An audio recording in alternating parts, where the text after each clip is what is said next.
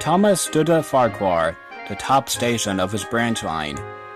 He had run around Annie and Clarabelle after a morning journey and was enjoying a short rest before the run back down the valley.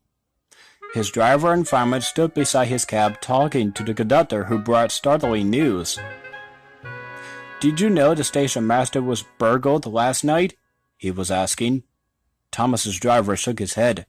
"You don't say," he exclaimed. "I didn't know he had anything worth stealing." "He's won cups of gardening," exclaimed the fireman. "All taken, and then the scoundrels had the cheek to pinch his car to carry them away in." "Not that new one he's so proud of," said the driver. The conductor nodded, and at that moment the signal rose to show that the line was clear. The driver and fireman climbed into Thomas's cab. The conductor blew his whistle, waved his green flag, and got into Clarabelle, and Thomas set off.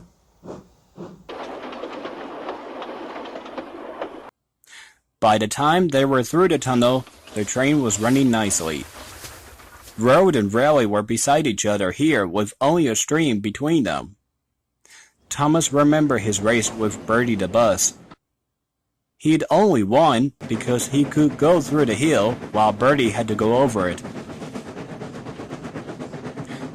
A flash of color on the road ahead caught his eye. He tried to go faster to look more closely. "Steady, Thomas," said his driver. "There's plenty of time." "Can't we get closer to that car?" panted Thomas. "It looks like station masters to me." "Lots of cars look like that," laughed the driver. But he opened the regulator, and they began to draw level. There were two men in the car. They waved when they saw Thomas and tried to go faster. "That's the car all right, Thomas," said the fireman, "and those two must be the thieves. But we can't stop them, and they'll be gone long before the next station." "We need pencil, paper, and something to put a note in," said the driver. "We'll throw a message out the next signal box." Quickly, he wrote a note, and they put in the fireman's empty lunch tin.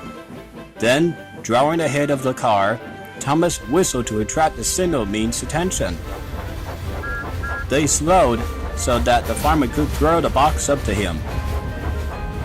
And as they went past, both driver and fireman shouted, "Police!" at the top of their voices. By now, the stolen car had gone well ahead, and Thomas did not see it again. But the cinnamon telephoned police headquarters at once, and the thieves were stopped as the roadblock about 10 miles further on.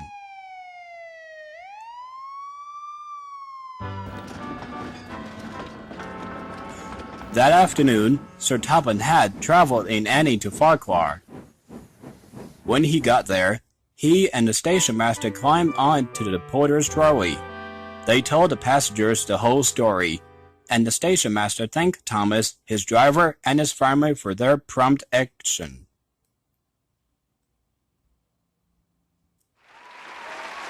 The passengers cheered loudly, and they cheered even more when they heard the station master's gardening cups had all been found undamaged in a sack in the boot of a car.